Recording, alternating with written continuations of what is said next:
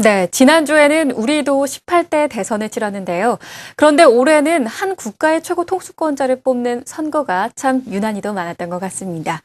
특히 우리 주변 국가의 최고 통수권자를 뽑는 선거가 많아서 비상한 관심이 모아졌었는데요. 그래서 오늘은 이러한 변화가 우리나라와 세계 경제에 어떤 영향을 미치는지 짚어보는 시간을 마련했습니다. 한국경제신문 한상춘 논설위원 나와 있습니다. 안녕하세요. 네, 안녕하십니까. 네, 올 한 해를 돌아보면 이렇게 최고 통수권자를 뽑는 선거가 참 많았던 것 같습니다. 먼저 올해 치러진 주요 선거와 결과부터 짚어볼까요? 네, 오늘 일단 되게 추운 것 같아요. 네. 그래서 아마 아까 전화응답자도 이렇게 추워서 그런지 굉장히 좀 접질르고 그러는데요. 네. 상당히 오늘 새벽에 나올 때 굉장히 춥더라고요. 아마 시청자 여러분도 어디 밖에 나가실 때 옷을 많이 입고 다니시기 바랍니다. 네.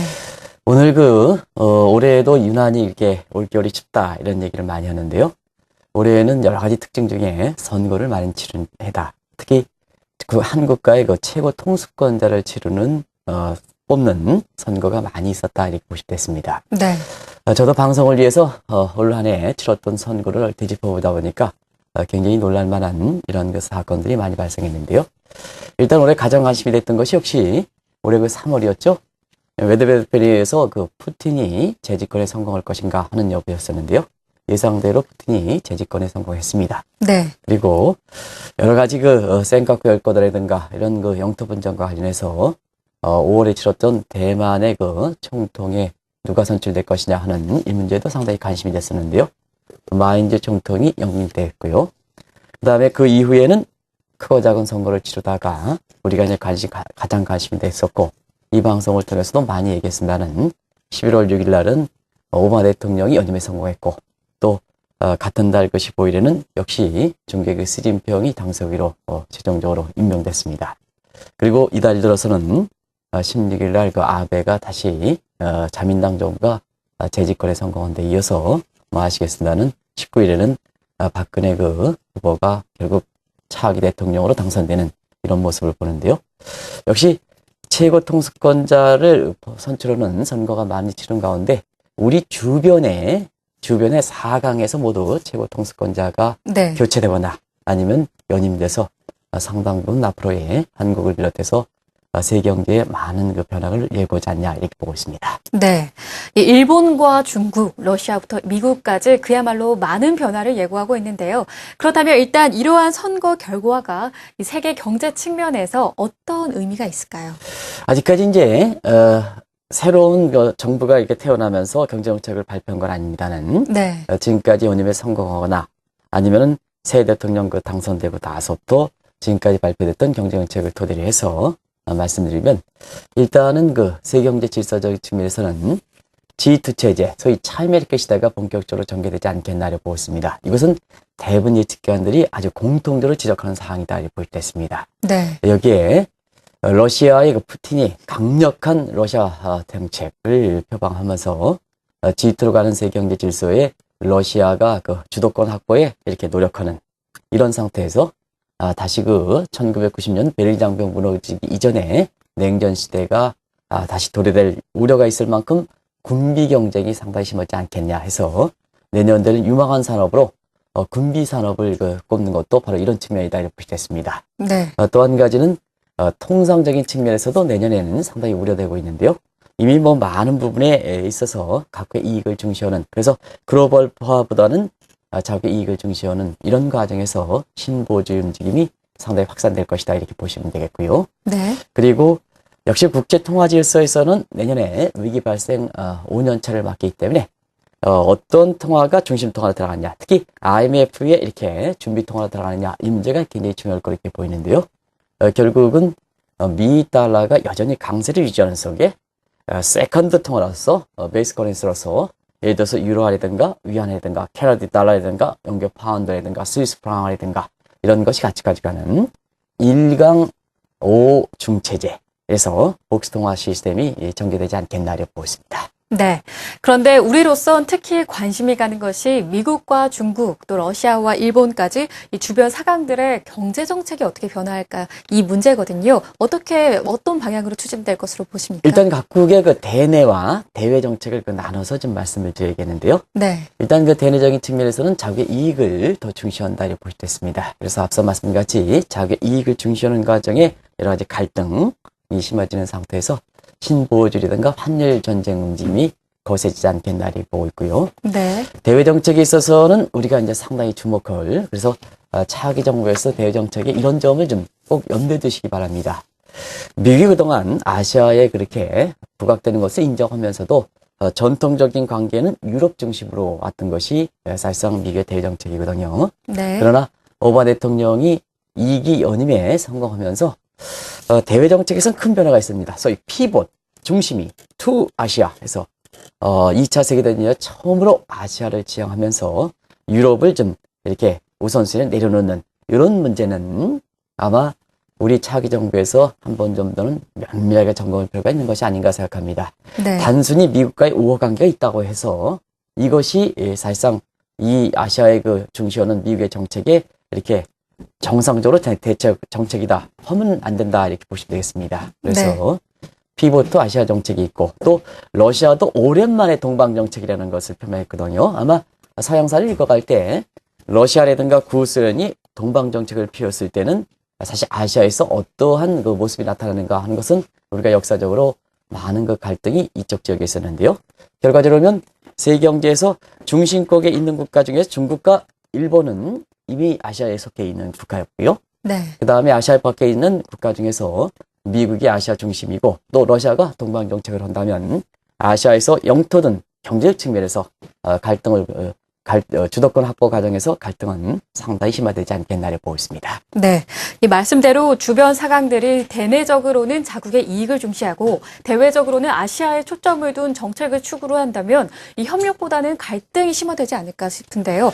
이 세계 경제 측면에서는 어떻습니까? 네, 상당히 좀 세계 경제 입장에서 특히 경제적 측면에서 우리들 대목이다 이렇게 보시면 되겠는데요. 네. 내년에도 유럽위기 굉장히 지속될 걸 보고 있습니다. 그리고 내년에도 예측 기관들 보면 크고 작은 위험이 많이 되고 또 이 위험의 그 가능성이 꼬리가 살찌는 페텔 리스크 부분, 코코넛 위기에서 10m 위에서 2kg짜리 코코넛이 그리고 떨어지면 사실 경제 주체들이 그 맛을 때는 아픈 게 아니라 혼절하는 이런 위험들이 상당히 많게 예상되는 상황이거든요. 네. 이런 상태에서는 세계 경제가 안정적인 궤도로 가려면 역시 중심국일수록 갈등보다는 협조가 돼야 되는데요.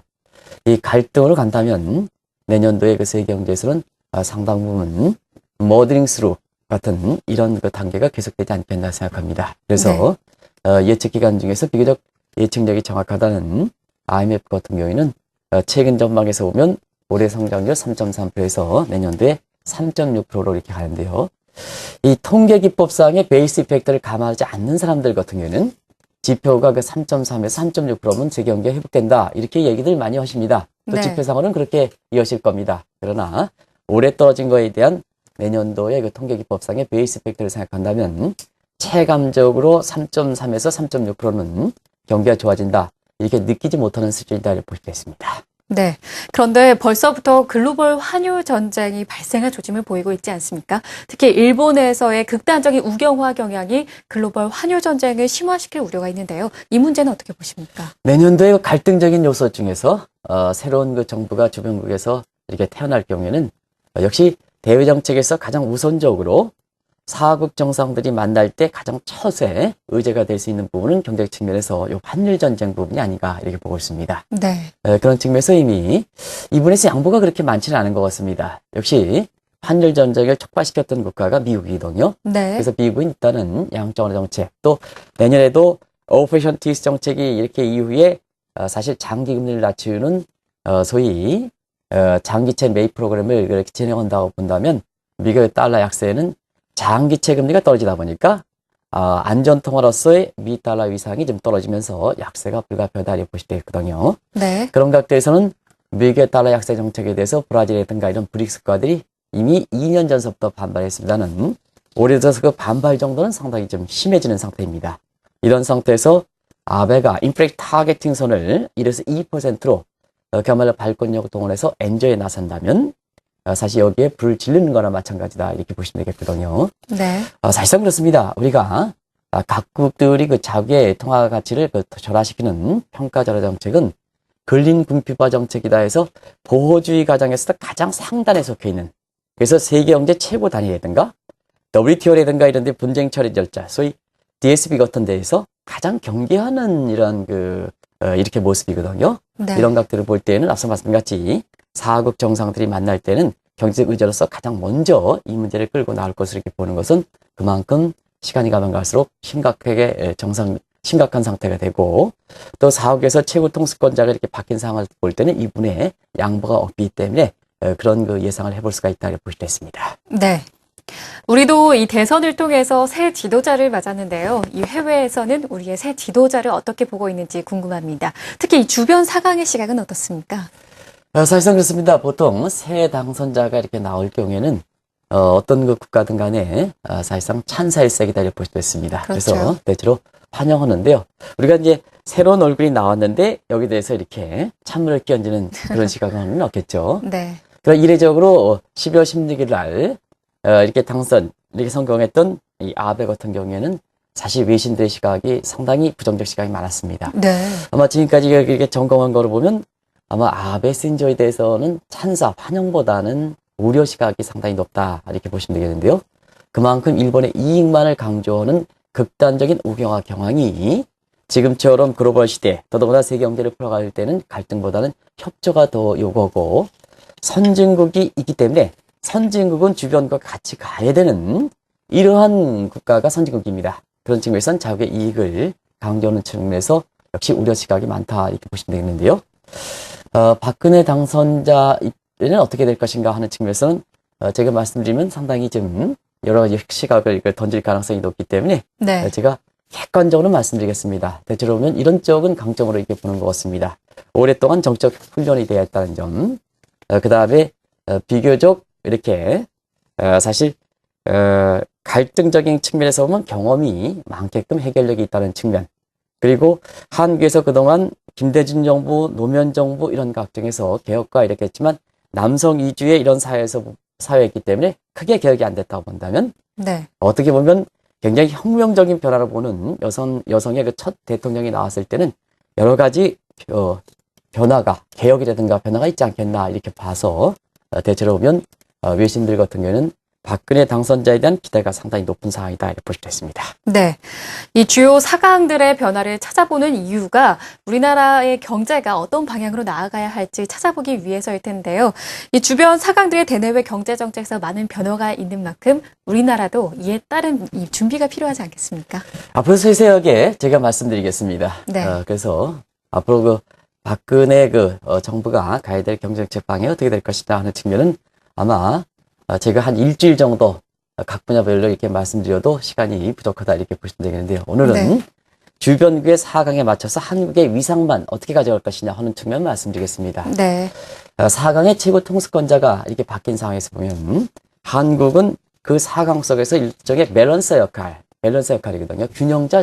균형자 내지는 중간자 역할이다 이렇게 볼 수 있습니다. 네. 그래서 이 균형자와 중간자 역할이 있는 한국 입장에서 보면 4강 구도 속에 우리가 보다 능동적으로 이렇게 갈 때에는 사실 경제 여건이 갖고 있는 위상 이상으로 우리가 그 4강 구도에서 한국의 힘을 발휘할 수 있고 위상을 찾아갈 수 있는 데 반해서 우리가 이런 구도에 수동적으로 대응할 때는 샌드위치적인 상황에 처할 가능성이 높다 이렇게 볼 수 있습니다. 그래서 4강의 그 최고 통수권자가 바뀐 상황에서 보면 우리가 보다 적극적으로 이렇게 협력 관계를 유지해서 능동적으로 대외정책의 외교라든가 경제 측면에서 이렇게 가야 된다. 이것이 한국 경제 안정성을 하고 차기 정부에서 대외정책에서 주도권을 확보해가는, 대외 경제 의존하는 입장에서 보면 사실 주도권을 확보하는 거 굉장히 중요하거든요.